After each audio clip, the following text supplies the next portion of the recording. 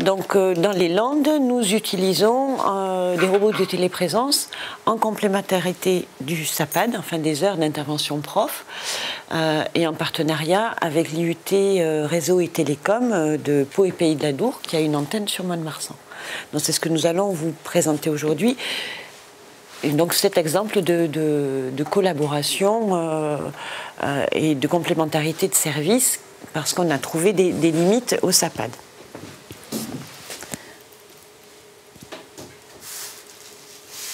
Donc je vais commencer par vous présenter une petite vidéo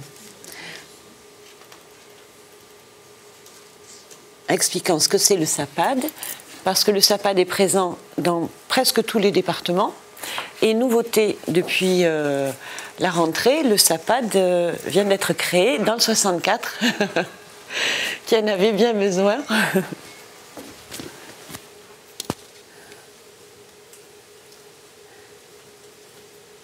Alors. Bon, mais Laurent, il faut que tu viennes, hein, je connais rien au Mac. Tu viens, s'il te plaît? Vous appréciez le numéro de duettiste. Donc, dans le rôle du robot, Laurent Galland, enseignant-chercheur en informatique. Non, mais il faut vraiment que tu me dises. Mais là, tu bouges la souris, mets le doigt sur le... Ouais. Là, tu bouges. Ouais. Tu peux lancer la vidéo, là, je pense. Mais je clique une fois sur Mac? Une fois. Une seule fois? Bon, évidemment, ça marche. Un seul doigt. Oui. Tu arrives là? Ouais, ouais. Un seul doigt. Et voilà. Bien joué. C'était mis en scène. Hein.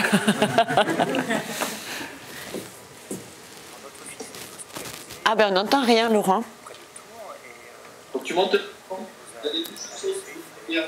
Ben, rapproche-toi, je ne sais pas où c'est les touches de son. Là, c'est vraiment. Là, peut-être. Alors, j'ai connu le SAPAD par l'intermédiaire. Vous entendez ou pas? C'est celle de droite. Oh, mais ne ris pas, hein. Là où il y a le haut-parleur avec la diminue. Ce qui veut dire leur permettre de ne pas décrocher au niveau scolaire et souvent réussir à passer dans la classe supérieure l'année suivante, même s'ils ont eu une interruption de plusieurs mois. Ça leur permet aussi de garder le contact avec leurs camarades et leur classe. Et psychologiquement de les aider dans cette épreuve que constitue leur accident ou leur maladie. On fait appel au SAPAD lorsque des élèves sont hospitalisés, doivent être absents de l'établissement à un long moment. L'idée, c'est de préserver la continuité scolaire, hein, pour ne pas pénaliser l'élève à son retour. Les coordonnateurs des SAPAD, en règle générale, sont là pour élaborer un projet de continuité scolaire. Donc c'est de bien faire un programme de suivi, de trouver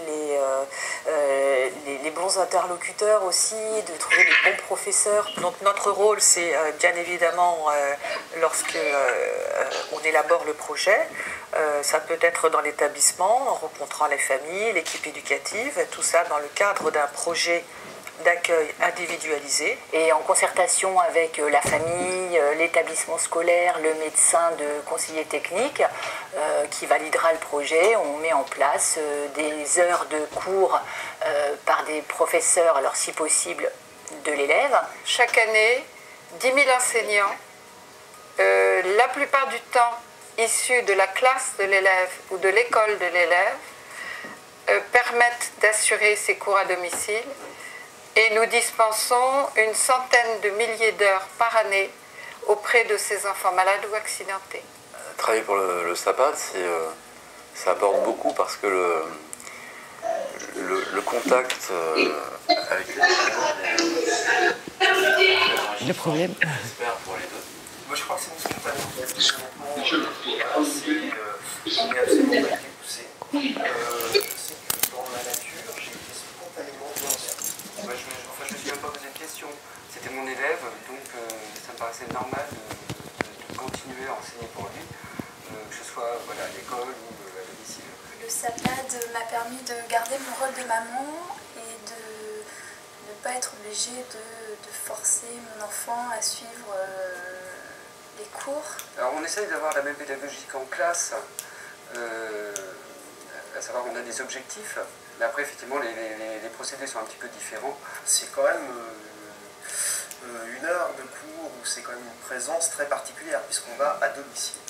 On sait que l'élève a un souci de santé, donc il n'a pas toujours les mêmes réflexes qu'un élève qui est en classe. Donc on va vraiment personnaliser l'enseignement, essayer de voir jusqu'où on peut aller. J'ai pas l'impression d'avoir perdu beaucoup de choses qu'ils ont fait à l'école. J'étais vraiment dans le rythme des copains.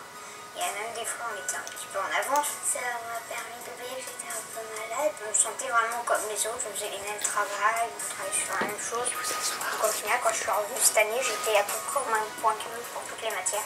Comme la majorité des actions qui sont conduites dans le cadre du réseau PEP, le SAPAD est inscrit sur les territoires et évolue en fonction des besoins et des spécificités de chaque territoire, en fonction aussi des moyens que, par exemple, une collectivité territoriale peut mettre, dans certains cas, à la disposition du SAPAD. On travaille en groupe régional, c'est-à-dire mes collègues de l'académie. Nous travaillons sur les nouvelles technologies, à savoir apporter des aides techniques aux élèves immobilisés chez eux pour des raisons de santé. Actuellement, parmi les évolutions les plus notables du SAPAD, on voit très couramment le recours au numérique, avec l'utilisation assez courante de tablettes, la création de portails qui permettent à l'enfant malade qui se trouve chez lui d'être connecté avec ses camarades de classe, d'être connecté avec la classe et de pouvoir vivre en temps réel ce qu'il vivrait s'il pouvait être physiquement présent dans la classe. Nous avons même dans une de nos associations la mise en place expérimentale d'un robot qui permet à l'enfant d'interagir au sein de la classe comme s'il y était physiquement présent. Et il y a donc pas mal d'espoir à avoir sur les moyens que nous allons pouvoir mettre à la disposition des familles pour éviter l'exclusion et faciliter l'inclusion scolaire et l'inclusion dans la société.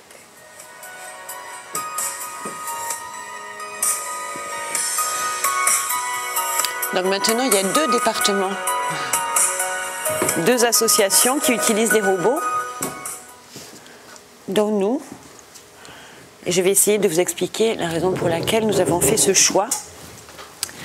Parce qu'un grand département comme les Landes, on peut très bien avoir un élève qui est scolarisé à Mont-de-Marsan, mais qui habite Biscarrosse, et le prof qui vient de Pau. Donc le prof, on ne va pas l'envoyer à Biscarrosse pour prodiguer des cours. On a une pénurie au niveau de certaines matières. La philo, par exemple. On a assez peu de profs de philo dans le département. Le chinois, il y a un prof de philo qui est sur 3 établissements. Et puis les distances sont immenses. Il faut à peu près 1h30 ou à 2 heures pour traverser le département. Donc c'est assez compliqué. Un élève malade a un planning de soins aussi. Donc il faut caler la présence des enseignants par rapport à ce planning de soins. Et il y a des ateliers de travaux pratiques qu'on ne peut pas exporter à domicile. On ne va pas couper un cœur de bœuf ou faire une dissection de grenouille dans la cuisine de la maison. Et toutes les manipulations en physique-chimie, on ne peut pas les faire à la maison. Donc, soit on adapte le SAPAD au retour de l'élève, mais ça veut dire surcharger son emploi du temps. Il revient après une longue période d'absence. Il a déjà son propre emploi du temps et on le surcharge en essayant de rattraper un peu. Ou alors, une des solutions, ça peut être l'utilisation de robots de téléprésence que nous expérimentons depuis quelques années. Nous avons commencé auprès d'une élève qui était en lycée pro dans les métiers de l'aéronautique. Donc elle a suivi tous ses cours d'atelier. Une aile d'avion, on ne l'amène pas à la maison. Ou un moteur d'avion, on ne peut pas le transporter. Via le robot, elle a suivi tous ses cours d'atelier et passé dans la classe supérieure malgré une longue maladie. Les autres cours, on les dispensait à domicile avec des enseignants volontaires, histoire géo, mais il y a des cours, on ne peut pas les amener à la maison. L'an dernier, nous l'avons utilisé aussi pour 2 élèves de 5e, tous les deux atteints de cancer dans le même établissement, ça plombe ça. Et les profs, c'était cornélien pour eux. Ils devaient se partager le temps libre qu'ils avaient, en plus une année de réforme du collège, où ils avaient pas mal de réunions, lequel ils choisissaient. Ils allaient chez qui pour prodiguer les cours. Donc nous avons mis à disposition le robot. Comme ils étaient dans 2 5e différentes, on planifiait le robot sur 2 emplois du temps. Il y a un emploi du temps robot. Voilà. Tu peux venir, Laurent, hein, reste pas puni. Donc voici les types de robots qui existent. Donc celui-ci, c'est un double Robotix. Celui-là, qui a un mouvement pendulaire. Donc Laurent va vous expliquer un peu plus. Le second, l'Ubo Expert, c'est celui que nous avons commandé. C'est une start-up de Marseille, une start-up française qui le fabrique. Et on est en attente de robots. Le troisième, c'est celui que vous avez vu sur la vidéo, mais qui commence à faire robot quand même, hein, alors que là, ça fait outil. Voilà. Et le dernier, le BIM, que l'IUT possède et qui a été en expérimentation en Auvergne-Rhône-Alpes, avec une grosse expérimentation de robots lycéens financée par le conseil régional. Voilà. Tu peux en dire un peu plus sur les robots? Sur les robots Bon, les robots, c'est pas très compliqué. Il faut faire simple, c'est un Skype avec une roulette. Je vais parler. Avec des roues. Ah oui, pardon. Ça va. Bon, c'est assez simple. Enfin, c'est un peu plus compliqué que ça. En fait, pour pouvoir utiliser ces robots, il faut se connecter à un service web. Dans les services web, vous les connaissez, les Google Drive, les Magister, tout un tas de choses comme ça. Vous ne savez pas où c'est sur le cloud, enfin sur Internet. Vous vous connectez, vous avez un identifiant. Et puis, si quelqu'un d'autre se connecte au service identifiant, vous pouvez partager quelque chose, vous pouvez travailler là-dessus. Là, c'est pareil, les constructeurs de robots créent un service web du même type. Et il y a une application à la fois sur le robot et à la fois sur le poste de commande. Je vous ferai passer tout à l'heure la tablette. Ça peut être une tablette, ça peut être un ordinateur, un téléphone portable, peu importe. Sur cette application, on se connecte avec le login, le mot de passe qui nous a été fourni par le constructeur, et on se retrouve dans un environnement où est accroché, où est connecté le robot et où est connecté l'utilisateur. Et il suffit de cliquer sur le robot pour dire, moi utilisateur, je veux utiliser tel robot. Parce qu'on peut avoir une flotte de robots. On peut avoir un robot à Parentis, un robot à Tyros, un robot à Mont-de-Marsan. Oui, c'est ce que nous allons faire. Et oui. donc, on peut choisir le robot sur lequel on se connecte en fonction de quel élève on est. D'accord ? Une fois qu'on a fait ça, bien tout simplement, c'est un Skype, une sorte de Skype qui s'ouvre entre votre poste de commande et votre robot.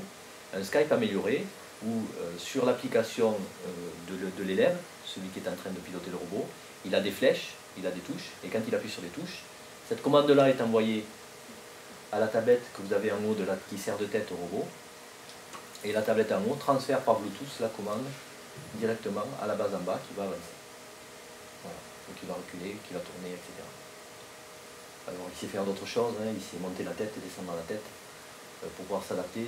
Par exemple, être dans une situation dans laquelle vous êtes assis, s'il est en classe, il ne faut pas qu'il ait la tête trop haute, sinon il va gêner les camarades derrière. Donc il sait baisser la tête. Il sait baisser la tête. On va vous faire essayer après. Voilà, pour pouvoir se mettre à hauteur à peu près de quelqu'un qui est assis, d'un élève qui est assis, pour que la gêne visuelle qu'il donne aux élèves derrière, c'est comme s'il était lui présent avec sa tête, ça ne change pas grand-chose. Par contre, s'il veut parler à quelqu'un, un adulte notamment, on va remonter la tête, ce qui va lui permettre de se mettre à hauteur d'homme environ. Enfin, moi, ça marche. Ça dépend de la hauteur de l'homme. Mais bon, c'est à peu près ça. Voilà, donc il a une écoute amplifiée, un micro, une écoute amplifiée, une caméra grand angle que vous voyez en haut, ici, d'accord. On a désactivé, mais c'est pas grave. Il a une seconde caméra qui est la caméra de derrière l'iPad. Vous savez, sur la tablette, c'est celle avec laquelle on filme, qui avec un petit miroir permet de voir les pieds, pour quand on est dans une zone un peu où il y a beaucoup de cartables, il y a beaucoup de tables, des choses comme ça. Eh bien, l'élève, pendant qu'il se déplace, il voit ses pieds, il voit où est le robot et donc il peut arrêter parce qu'il doit tourner. C'est l'élève qui le met en place. C'est l'élève qui le pilote. C'est l'élève qui le pilote. Pour le mettre en place en classe. C'est l'élève qui le pilote qui peut se déplacer dans le collège, dans sa classe. Donc il va pouvoir se se déplacer dans la classe si c'est une salle de travaux pratiques ou une salle de TD ou de cours, ou etc. Voilà. Il doit respecter François en parlera, il doit respecter le fonctionnement de la classe. Hein, comme le règlement intérieur. Oui. Et puis ensuite, quand ses camarades s'en vont en pause ou vont faire un tour, il peut les suivre. Il peut partir avec eux, aller discuter d'autres choses que le cours de maths, vraisemblablement, et donc garder ce lien social avec ses camarades pour pouvoir aller vers une autre salle, se déplacer tout au long de la matinée, voilà, s'il a besoin de suivre plusieurs choses. Puis le robot, les copains, s'il y a un escalier, il suffit de le porter. Hein, c'est lourd comme un cartable de 6e. En 6e, c'est très très lourd, les cartables. Donc on peut très bien le transporter. Là, c'est un pendulaire. Voilà, il faut juste qu'il retrouve la verticalité. Donc pendulaire, ça veut dire qu'il est toujours en équilibre par rapport à la verticalité. Voilà. Le robobine que vous voyez complètement à droite, il a 4 roues, donc lui, il n'a pas ce problème-là de verticalité. Parce qu'il se balance tout le temps. Voilà, il se balance tout le temps. Par contre, l'autre est beaucoup plus lourd, parce qu'il y a les moteurs, des roues, il y a les batteries qui sont plus puissantes, etc. Il est beaucoup plus lourd, celui-là est plus léger. Bref, chaque robot a ses spécificités techniques, on va dire, qui amènent dans l'usage à l'école, qui amènent un plus ou un moins. Mais globalement, ils font tous la même chose, ce que je vous ai expliqué, ils le font tous. Si ce n'est la tête là qui est spécifique, la tête haute, tête basse, c'est spécifique au robot double. On peut le mettre en mode parking, hein, parce que sinon, c'est le principe du monocycle. Hein, il cherche l'équilibre en permanence. Je ne sais pas si vous avez compris le principe. Oui, on fera passer après. Avant de continuer et de vous dire tout le bien et les difficultés rencontrées, on aimerait on aimerait avoir vos impressions. Voilà, vous avez globalement la présentation du robot. D'accord? Vous savez à peu près à quoi ça peut servir. Moi j'ai des grands-parents qui m'ont dit, mais je vais en acheter un pour mon petit-fils. Ça coûte quoi? 4 000, 4 500 €. Des papy-mamies qui ont un peu de sous. Pourquoi pas? Le gamin qui a une maladie chronique, on sait que à vie, il aura des cures à faire, il sera absent 3 mois dans l'année, il risque d'avoir sa scolarité perturbée. Papy, il a dit, je vous en achète un, comme ça, il n'y aura pas de problème. Hein? Donc sur le post-it, voilà, maintenant qu'on vous a fait une présentation succincte du robot, on aimerait que vous nous écriviez soit une réserve que vous émettez par rapport à cet outil, soit voilà, ça commence à turbiner dans la tête et vous savez déjà ce que vous pourriez en faire si vous en aviez un en classe ou dans l'établissement ou dans votre circo. Voilà. Et puis après, on va essayer de soit lever vos réserves, parce qu'on s'est trouvé face à plein de cas, plein d'interrogations d'enseignants, de familles et d'élèves. Et puis peut-être que vous aurez des idées qu'on n'a pas eues. C'est parti? Ouais. Alors, parmi les réserves, fonctionnement lié à la qualité de la connexion. Vous avez vu, là, on est en connexion partagée avec le téléphone portable de Laurent. Dans les établissements scolaires, il y a de la Wi-Fi, parfois juste dans certaines salles. Souvent, les salles de physique et de SVT sont connectées. On passe dans le couloir, il n'y a plus de connexion. Et puis, il y a des histoires alors, depuis le temps que j'en entends parler, de bandes passantes et de flux montants-descendants. Waouh! Yes! Donc, en gros, c'est de suite saturé. Et puis, c'est haché, ça ne marche pas bien. Bon. Donc, plus loin que ça, c'est tout ce qui concerne la maintenance de l'outil dans un collège. C'est-à-dire, qui c'est qui est... Ça c'est, on va en parler après. Pour l'instant, on est sur le problème de la connexion. Donc, le Wi-Fi, c'est compliqué. D'accord? Pareil pour l'élève qui pilote. S'il est chez lui, qu'il a Internet et son ordinateur, pas de souci. S'il est à l'hôpital, là aussi, de suite, jusqu'à 9h, 9h30, ça passe un peu. Et puis après, tout le monde se connecte et c'est saturé, ça ne passe plus. Donc nous avons pris l'option de souscrire des abonnements 4G et d'équiper les robots en abonnement 4G. Et en complément, on a acheté aussi des tablettes et de souscrire des abonnements 4G pour les tablettes pour que l'élève qui est en situation allongée parce qu'il a été opéré du dos, il ne peut pas se brancher à son PC familial. Par contre, avec une tablette qu'il pose par terre, il peut très bien manipuler. Donc on est en 4G. Voilà. On travaille en partenariat avec l'IUT parce que la 4G dans les Landes, il n'y en a pas partout. Il y a des zones blanches, voilà. Et puis savoir quel opérateur marche mieux. Donc, on souscrit des abonnements chez les différents opérateurs pour être au plus près de la connectivité des territoires. Hein. Et puis, la Wi-Fi dans les établissements, il y a des parents d'élèves qui n'aiment pas trop. On a même une dame dans un collège qui fait tous les conseils de classe avec une passoire sur la tête pour lutter contre la Wi-Fi. Donc, il y a des militants, hein, il y a des zadistes d'établissements scolaires. Donc, voilà. Ce que nous avons choisi, c'est la 4G pour éviter... ce sont des ondes aussi, mais ça évite le Wi-Fi. Donc ça, là, on a résolu. D'accord? Je le mets au milieu. C'est pas de l'enthousiasme, mais ça, on l'a résolu. L'organisation, emploi du temps, je vous en parlerai après. Le robot n'est-il limité qu'au contact avec l'école? Quid du loisir et de l'accompagnement? Alors c'est la partie, c'est tout l'avantage d'avoir des robots qui peuvent appartenir à une association, comme les PEP, hein, comme les pupilles de l'enseignement public.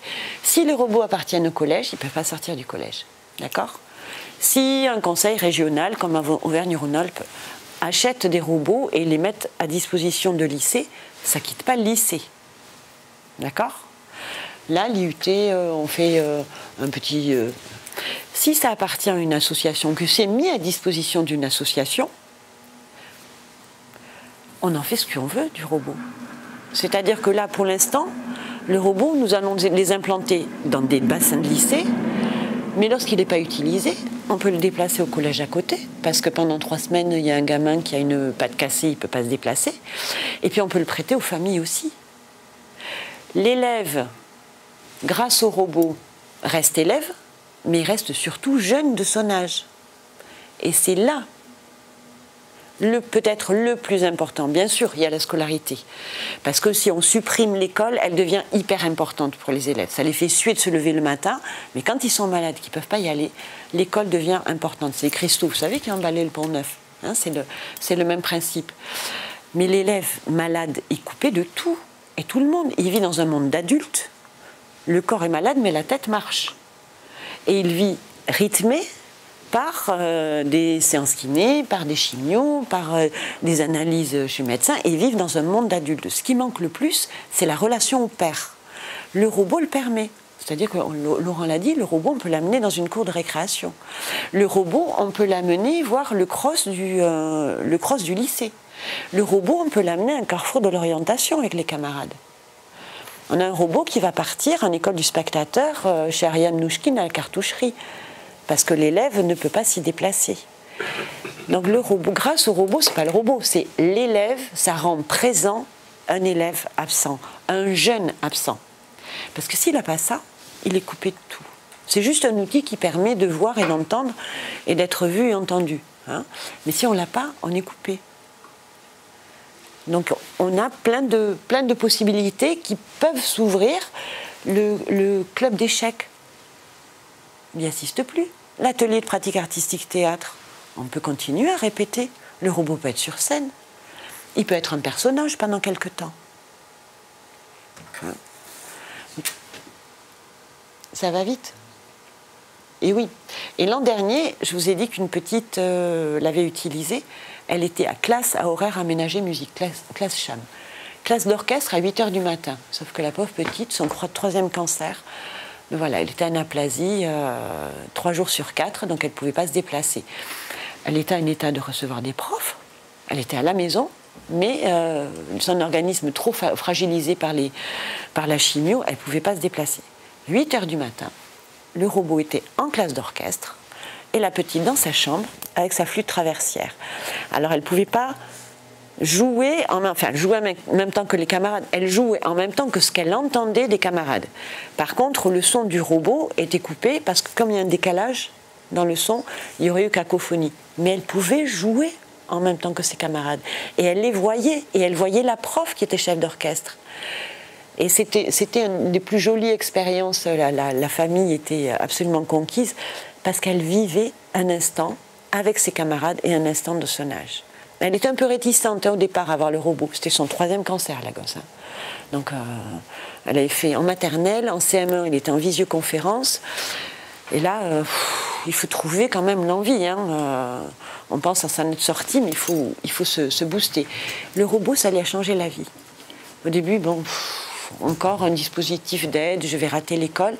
Et c'est en faisant le test à la maison, tout d'un coup, elle prend son chat et elle le met devant le robot.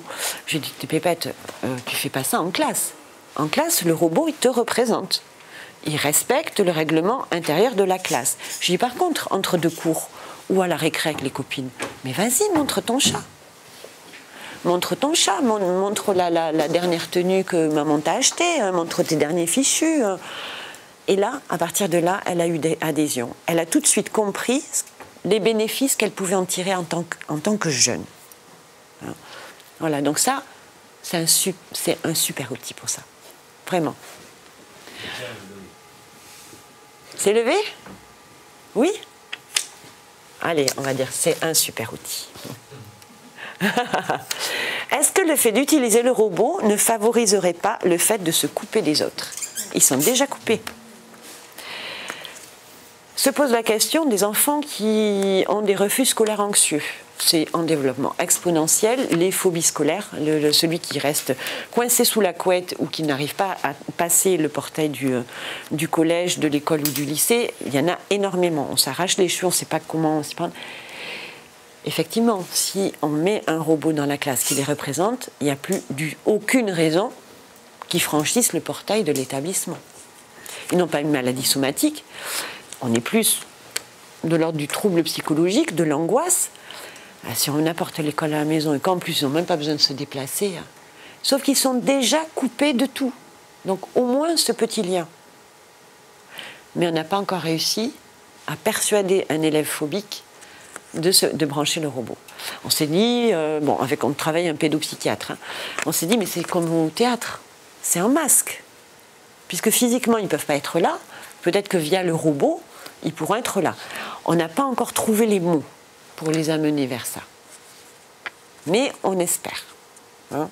Peut-être,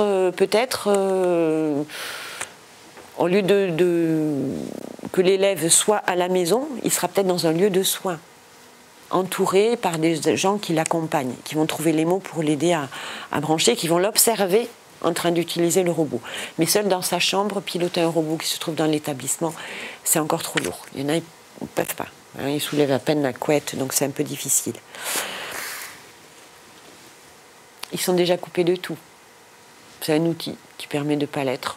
Moi, je vais mettre... Bon, on met en petite réserve, mais pas très grosse réserve. Je ne mettrai pas en grosse réserve. Une utilisation envisagée à condition qu'à long terme, les robots ne soient aucunement prétexte à remplacer l'humain. Ça, c'est une question récurrente lorsqu'on présente le robot à l'équipe de profs, parce qu'il faut présenter à l'équipe de profs. On ne balance pas un outil comme ça, débrouillez-vous, voici un robot. Il faut ménager des temps d'échange entre collègues. Qu'est-ce que vous pensez de ça? Et une des premières questions, c'est le remplacement de l'homme par la machine. Les robots que nous choisissons n'ont pas du tout un aspect humanoïde. Effectivement, si c'était un nano, nono, là, vous savez qu'il y avait... Là, on aurait tendance à estimer que le robot remplace l'homme. Là, non, c'est comme le téléphone. Est-ce que le téléphone vous a remplacé auprès de vos amis que vous appelez? Non. C'est une bonne question quand même. Attention aux réseaux sociaux. Non, mais je parle en termes d'outils. En termes d'outils. Ça modifie peut-être les relations, mais de toute façon, ils n'en ont pas. Donc, on n'imagine pas non plus 30 robots dans une classe. C'est pas ça. C'est pour ça que pour l'instant, nous laissons l'usage du robot aux élèves qui sont empêchés. Après, où commence l'empêchement, où finit-il, on ne sait pas. Pour l'instant, c'est circonscrit aux élèves malades. Mais c'est une question à poser, effectivement. On n'est pas dans l'intelligence artificielle, on est dans l'outil. On voit, on entend, on nous voit et on nous entend. Voilà. Donc on n'est pas vraiment dans le robot, on n'est pas dans l'IA. Ça peut rester une réserve, effectivement. La connexion Internet de la part de l'élève, il faut qu'il soit connecté. Il y a peu de zones blanches quand même. Il y en a assez peu. Mais je vous dis, moi j'ai acheté des iPads et des abonnements pour que l'élève qui n'a pas de connexion chez lui, on ne va pas lui demander d'en acheter, ou c'est les parents qui n'ont pas les moyens, ou ils déménagent souvent. Donc moi je prête une tablette et la tablette est connectée. Donc ça pourrait être un problème, mais... Alors, l'organisation, alors réserve. Le concept est génial, aucune réserve si ce n'est le coût de la mise en place. Eh bien, le coût de la mise en place, pour l'élève, c'est 0, et pour l'établissement, c'est 0. C'est-à-dire que les robots, on trouve assez facilement des partenaires. Ça, des associations, même des grands-parents qui ont envie de l'acheter, c'est pas hyper cher. Quand on sait qu'une année, pour un élève... de collège, je ne sais pas combien ça coûte, 4 500 ou 5 000 euros.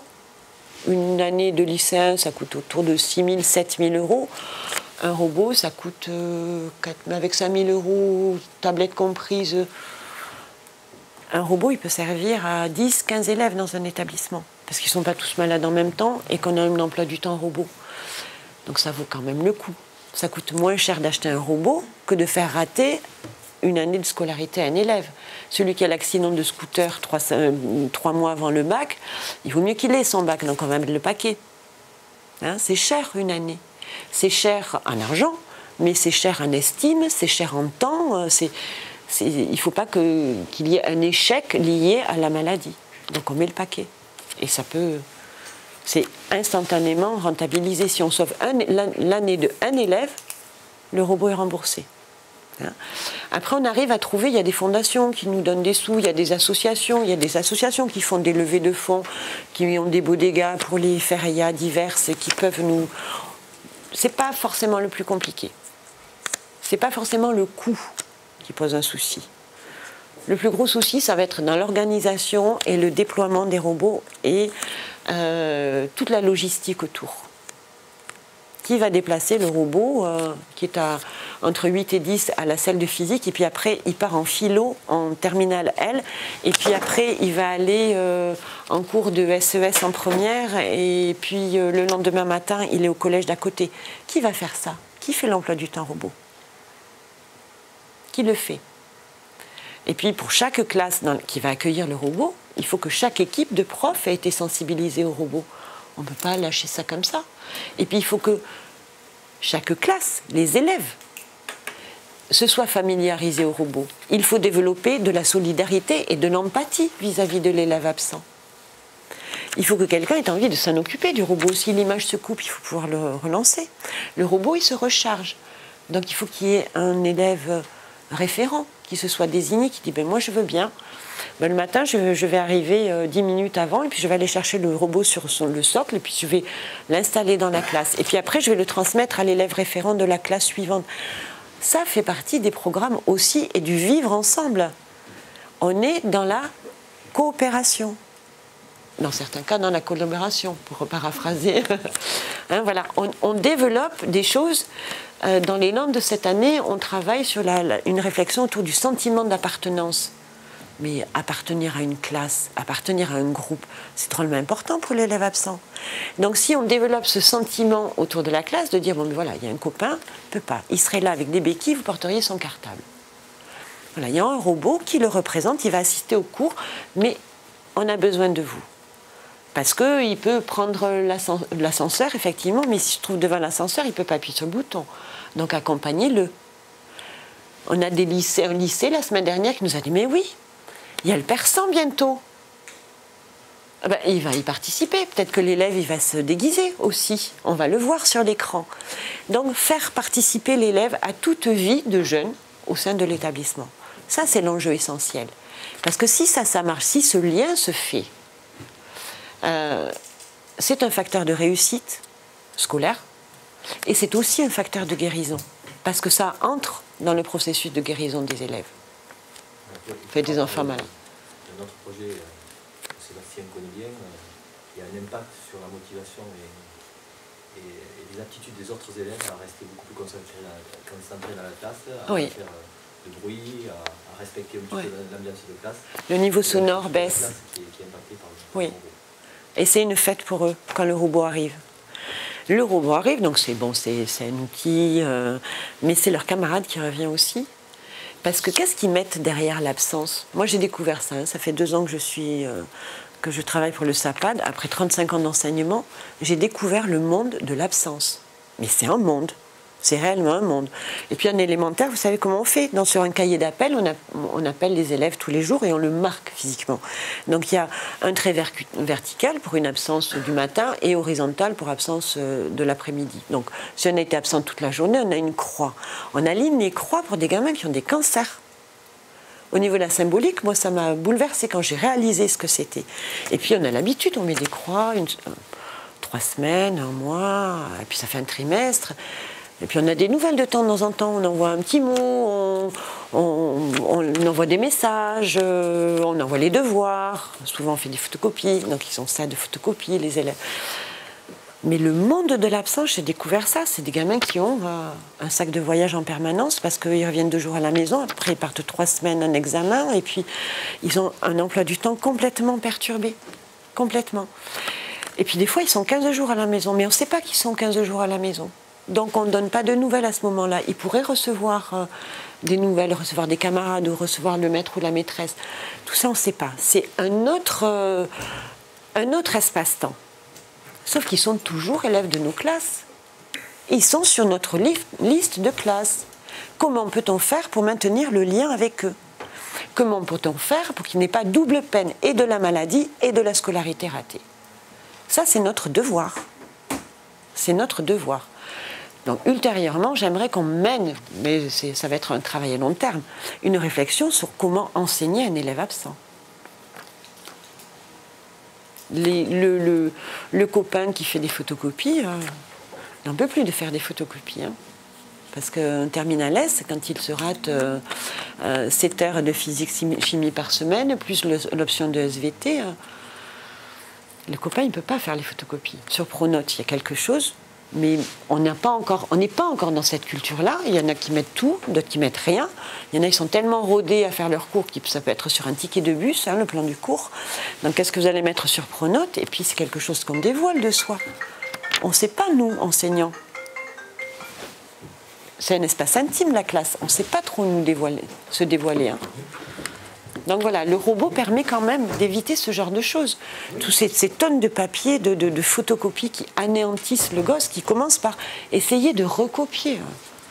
Au bout d'une semaine en terminale, vous ne recopiez plus. Hein. Surtout quand vous êtes branché avec une sonde nasogastrique. Hein, on ne peut pas.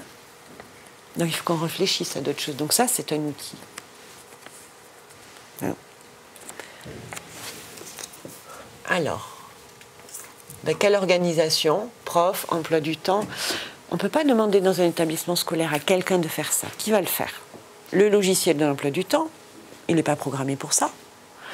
Et les CPE, mais ils ont déjà plein de choses à faire. Nous, on essaie de réfléchir, peut-être employer un service civique qui serait dédié à ça, qui s'occuperait de la planification du robot. Alors pour l'instant, c'est moi qui le fais. Hein. J'ai les emplois du temps de tous les élèves malades qui vont utiliser le robot à une certaine période. Je fais des emplois du temps à la semaine. En essayant de réfléchir que le robot, s'il est en physique à telle heure, ce serait bien qu'il reste à peu près au même étage, qu'on ne passe pas notre temps à déplacer le robot dans l'établissement. Hein, et que les profs sachent, et que l'élève référent sache aussi. Tiens, allez, on est mardi, de 10 à 12, mon copain se branche en histoire géo. Est-ce que j'ai pensé à amener le robot?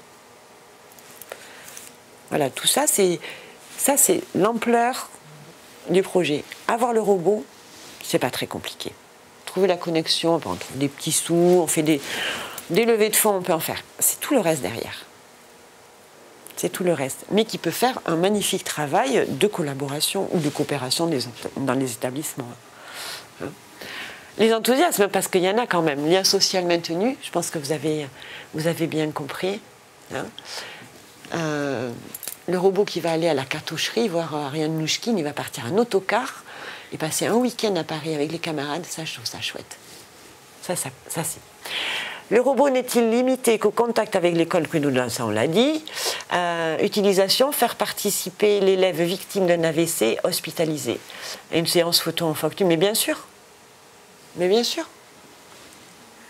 on peut faire participer l'élève, parce que l'élève, on le voit. D'accord ? On peut lui demander de se déguiser pour le persan. Oui, effectivement. On peut habiller le robot aussi. On peut avoir que la tête de l'élève et puis mettre un costume.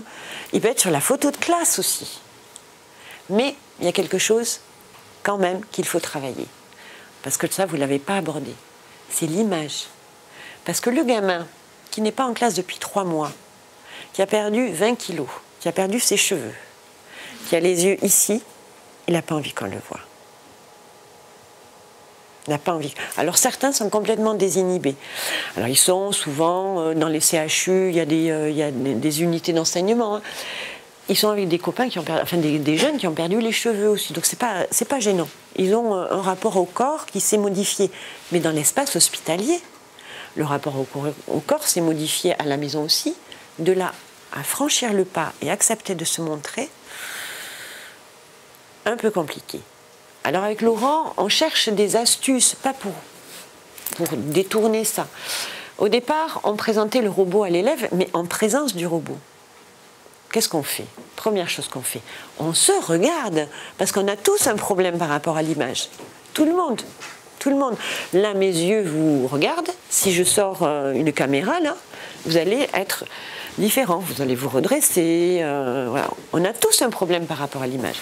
Donc, avec Laurent, on fait piloter le robot depuis un endroit neutre, pas dans les couloirs du lycée, dans les couloirs de l'IUT où ils ne connaissent personne et ils n'ont pas vu le robot. Donc ils font une prise en main et ils se promènent. Bien sûr, il y a un petit carré dans le coin où ils savent qu'ils se voient. C'est du Skype, hein, ni plus ni moins. Ils savent bien comment ça marche, Skype. Mais ils ne voient pas leur image, leur portrait se promener. Et du coup, ils sont désinhibés. Ça devient un outil qu'ils prennent en main. Alors, à un moment donné, on leur montre. Mais ils ne sont pas en face à face, qui est gênant. Hein, qui peut être gênant. On leur explique qu'on les voit. Alors de suite, souvent, quand on leur présente, ils disent « Est-ce que je peux couper ? Ça me gêne qu'on me voit. » Alors, on a essayé. Effectivement, on peut couper ou mettre peut-être une photo de l'élève qu'il aura choisi quand il avait des cheveux. T'as coupé ? Ouais. On peut tout à fait couper. Sauf qu'on s'est aperçu qu'en termes de présence, on ne fait plus du tout attention à un objet qui ne bouge pas. Donc on réfléchit plutôt à quelque chose au niveau de l'écran, hein, de l'ordre ou du floutage ou du filtre. C'est-à-dire qu'on sait qu'il est là, l'élève, mais on ne voit pas dans le détail. Ce qui fait qu'on enlève ce côté image. Ben, si ça ne bouge plus, on ne fait plus attention. Alors que si ça bouge, si on voit l'élève se toucher la tête, prendre un stylo, là on le sent présent. Mais vraiment. Hein. Et l'enseignant tient compte dans sa pédagogie. Et surtout, quand on est enseignant, on a l'habitude de regarder les expressions de ses élèves pour voir, surtout quand on fait passer un concept ou quelque chose comme ça, comment ils réagissent. Donc si on ne voit pas l'élève à distance, on ne sait pas du tout comment il a perçu ce qu'on avait dit. Et ça, c'est extrêmement important. Donc il y a plein d'aspects qui peuvent être développés là-dessus, comme disait Françoise, le floutage, ou alors un avatar animé qui garde les expressions si vraiment on ne veut pas être vu. Enfin, on est en train de regarder ce qu'on peut faire sur cet aspect-là. Oui. On cherche. Sauf qu'il y a des expériences qui sont faites dans d'autres départements et qui sont confiées à des universitaires. Nous, on est super fiers avec Laurent parce qu'on est pratiquement au même niveau qu'eux, parce qu'ils ont mis un petit mot dans le hall ou dans la salle des profs. Rendez-vous tel jour, telle heure avec tel chercheur pour présenter le robot de téléprésence. 2 profs. Mais nous, on est des collègues. Moi, je suis professeure des écoles, donc je ne vais pas faire peur à un prof de lycée. Hein? Quand on tape dans l'enseignement supérieur, enfin, il y a un petit complexe quand même. Hein?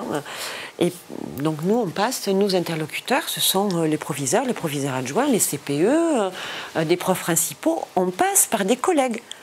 Les collègues, ils en parlent dans la salle des profs. Et on a du monde. Et ils viennent. Vous avez compris, Françoise aborde par l'aspect humain et pas par l'aspect technique. Ben oui, c'est ce que c'est la différence avec des projets préalables. Et c'est l'humain qui doit prendre la part sur l'aspect technique. Et ça fait se reposer les questions sur l'impact de la robotique et du numérique. On en parle beaucoup. Les robots vont-ils remplacer l'homme, etc. On voit bien qu'il y a encore largement du chemin. C'est important, c'est une étape par laquelle il faut passer impérativement. On se met dans une salle entre collègues et on se pose toutes les questions possibles. Voilà. Et il y a quelque chose que vous n'avez pas dit, pourtant on était persuadés, c'est le droit à l'image. Une des premières questions que posent les enseignants, oui non mais l'élève là, bon déjà c'est comme être filmé, donc c'est un peu... Mais et s'il envoie sur le net? S'il me filme là, donc on fait signer à l'élève une charte éthique, d'ici il envoie sur le net, on connaît de suite le coupable qui se tire une balle dans le pied, parce que le seul qui pourrait le faire, c'est celui qui est derrière, qui est chez lui, et voilà, on saura que c'est lui, parce qu'on est complètement... On est encore coincé, désolé par rapport à ça. Autant les profs de fac, ça ne gêne pas d'avoir un amphi rempli de gens qui filment, de dictaphones, etc. Mais nous, notre espace classe, mais depuis la maternelle jusqu'au lycée, notre espace classe, c'est très utérin, c'est notre cocon, c'est notre espace de travail. C'est là où on tisse des relations et des relations codées entre nous et cette classe-là. D'accord ? Avoir un intrus, voilà, le robot peut être considéré comme intrus. Avoir un regard extérieur comme ça, et l'idée que ça puisse être diffusé, c'est quelque chose qui met en panique des collègues. Je respecte. Donc on essaie de rassurer. L'élève signe une charte, il s'engage à ne pas filmer, enregistrer. Le robot le représente et respecte le règlement intérieur de la classe. Voilà. Mais je peux comprendre que ça puisse être paniquant. Aussi, c'est le regard des parents, parce qu'ils peuvent assister aussi au cours. Est-ce qu'ils ont le droit de venir en classe? Voilà, c'est la question que je... Eh bien non. Donc, quand on fait un travail avec les élèves, on leur dit, ben non, lorsque tu te connectes, c'est comme si tu étais en classe. Donc, la télé, elle est éteinte, tu es dans un espace clos, et puis maman, elle ne fait pas coucou derrière. Oui. Et si le chien aboie, eh ben, tu le mets dehors. Parce que ce sont des éléments qu'on ne ferait pas pénétrer dans un espace de travail. C'est un espace professionnel, la classe. À ce sujet-là, donc d'un point de vue technique, ce qu'a parlé Françoise tout à l'heure, parce qu'elle a été polie avec moi, il y avait beaucoup de bruit dans le couloir, vous entendiez le bruit dans le couloir, je coupe le son. Je suis prof, je coupe le son. Tu m'agaces trop, terminé. Donc il peut y avoir une sanction immédiate de la part de l'élève du prof, comme quand il met un élève à la porte ou quelque chose comme ça. Donc il y a vraiment la capacité d'être vraiment proche de l'environnement de classe classique. Bien sûr, c'est pas la même chose. Couper la connexion, c'est pas pareil que le mettre dehors, mais ça revient finalement symboliquement au même. Alors, notre petit numéro de duettiste, là où je fais semblant de ne pas savoir, c'était juste pour qu'il s'approche et pour vous montrer qu'un élève qui utilise le robot dans une classe, il peut faire un travail avec les camarades aussi. Il peut travailler en atelier, il peut travailler en binôme, il peut préparer des TPE. Il peut résoudre des choses aussi, parce que le robot, on lui penche la tête, il peut voir quelque chose qui se passe sur une paillasse. Donc il peut y avoir un travail de collaboration. Il n'est pas tout seul à assister au truc, parce que le pauvre, c'est terrible. Sinon, on est dans les MOOC. Mais ce n'est pas le but. Le but, c'est je fais partie d'un groupe et on est solidaire, et on est solidaire dans les apprentissages. Et enregistrer le cours, est-ce que ça pourrait pas être bénéfique, justement, pour l'élève, de voir le... Si on arrive à lever les réticences des enseignants, c'est peut-être. Si on arrive à lever les réticences des enseignants, ça pourrait être envisageable. Il y a des collègues qui sont. Voilà. Il y a des collègues qui en sont très loin. Mais voilà, ils en sont très loin. Point barre. J'espère que dans 10 ans, ce sera presque généralisé qu'on pourra le faire. Ou ne serait-ce que. Enfin, un élève qui a un syndrome cérébelleux, tumeur solide, opéré, etc., il tremble ou il a de la vision double, il assiste au cours, il entend. Un cours de philo, c'est quand même mieux d'entendre un débat dans la classe que se taper Kierkegaard tout seul dans son lit d'hôpital. C'est quand même... Le débat fait partie de l'apprentissage. Mais à un certain moment, un élève qui va prendre des notes chez lui, je vais vous montrer une mini-vidéo, c'est épuisant. S'il pouvait ne serait-ce que faire un cliché du tableau pour ne pas se faire tout le schéma à la maison, bon, il s'approche, il pourrait faire un cliché. Pour l'instant, ce n'est pas encore dans les mœurs. Ça viendra peut-être. Je t'en prie, oui, pas de souci. Donc Pascal, si vous êtes du 64, c'est lui, le coordonnateur SAPA du 64. Le prof peut enregistrer son cours, à partir du moment où il est d'accord, pour l'envoyer à l'élève plus tard. Ah ben il peut le mettre sur le NT. Une séance, je sais pas, de chimio, ce jour-là. Mais il peut le mettre sur le NT. Après, les enseignants qui ont des initiatives, il y a des enseignants qui acceptent qu'un camarade prenne en photo le schéma, justement, il l'envoie aux copains. Il y en a qui ont des initiatives pour s'approcher au plus près des capacités de l'élève. Hein, c'est un des robots que nous allons recevoir, que nous avons commandé et qui a le mérite d'avoir la tête qui tourne dessus. Donc là, on est à la place du robot.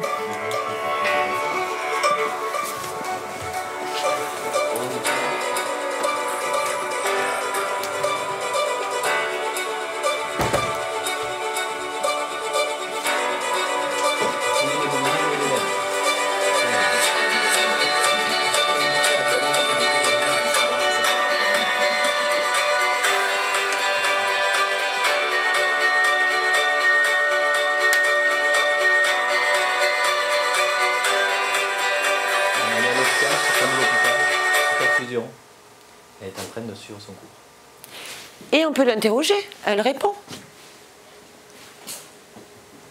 Pas de souci. Il y avait une expérience, enfin une classe qui nous avait dit, mais à un moment donné, le son s'est coupé. Et l'élève en cours de maths, elle avait la réponse. Et elle avait absolument envie de répondre. Alors, un des robots que nous allons acheter, il pourra faire un flash pour dire « Oh, j'ai envie de parler ».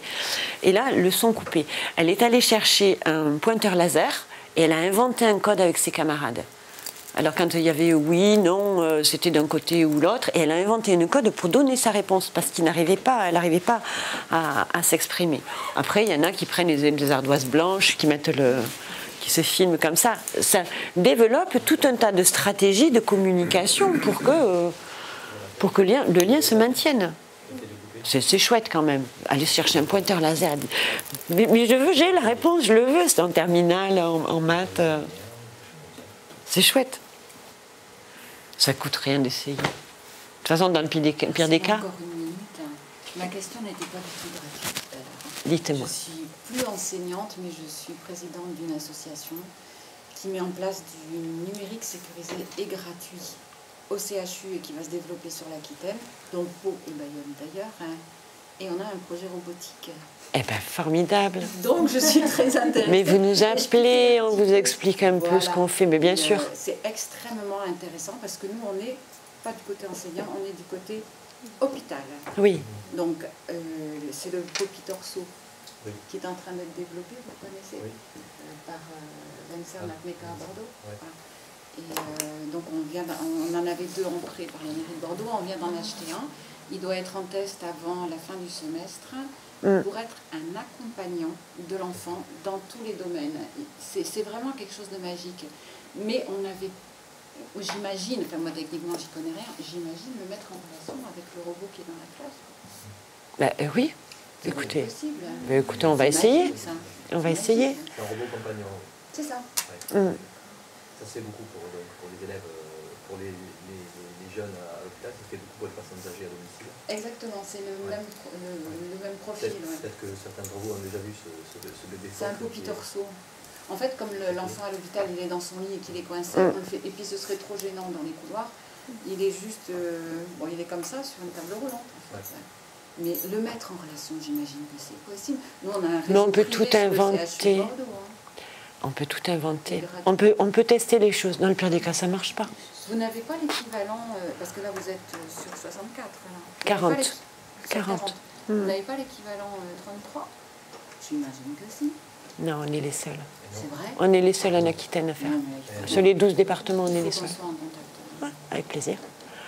Avec plaisir. Le robot Makers Day samedi dernier à Matmeka. Vous y étiez? Non. T'en as entendu parler? On y était, non. C'était pas gratuit ma question tout à l'heure. Je suis au bout de l'enthousiasme. Mais il y a des étapes qu'il ne faut pas rater, quoi. Vous ne verrez pas trop dans les... On est là à Ilos parce que Ilos c'est un lieu particulier pour nous, donc on est présent. Vous ne verrez pas trop dans les médias. Françoise, de manière modeste, ne va pas vous le dire, mais on est sollicité par presque toutes les télés possibles, par tous les journaux possibles. Vous ne verrez pas. on respecte l'image des enfants.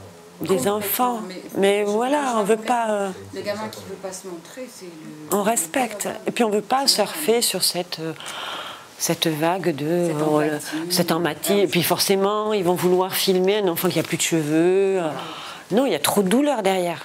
Il y a trop de douleur. Les CHU ne sont pas favorables. Ah non, moi je veux pas. Peut-être en fin d'utilisation, mais pas au début. Non, non, il faut. Non. Et il y a des choses à faire. Et juste pour la bonne bouche, pour le fun. Moi, vous avez compris, au-delà de l'enseignement, il y a le CNED, etc. Mais il y a tout ce lien à la classe que je trouve pertinent, mais tout ce lien à la tranche d'âge, ce lien à la vraie vie. Et parmi la vraie vie, il y a toutes les activités sportives et culturelles qu'on ne peut pas faire. Donc, on va prêter le robot, un petit qui va aller voir papa jouer au rugby. Le gamin qui est en chambre stérile, ça va lui faire plaisir quand même d'aller voir papa jouer au rugby.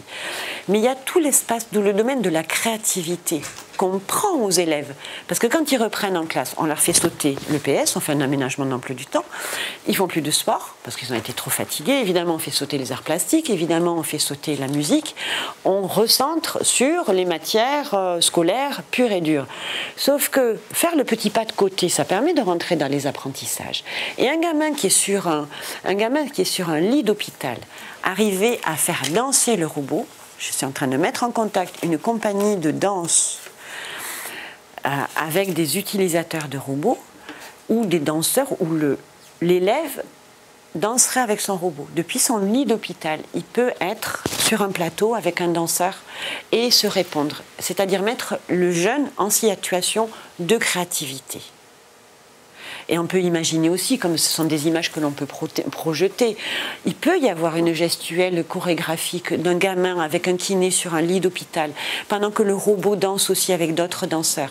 Et on peut faire des chorégraphies avec des élèves, avec des jeunes ou des gens, des humains, qui sont hospitalisés ou à domicile dans différents lieux du territoire. On peut avoir un Breton avec un Corse, avec un Marseillais. Déjà, il y a des belles choses, non? Sur l'Aquitaine, je vous assure que c'est un vrai défi. Non, mais on peut, voilà. Tout ça, c'est du rêve. Mais mettre les gens en situation de créativité, parce que c'est ça qu'on chipe d'abord dans leur vie. Ce sont les temps de loisirs. C'est ça. Après, on va mettre des maths, du français et de la physique. Oui, on va en mettre. Et il faut. Mais c'est le reste qui fait qu'on est individu. Hein. C'est le reste qui nous crée. Bon voilà, si vous voulez pas qu'on y passe la nuit. Merci.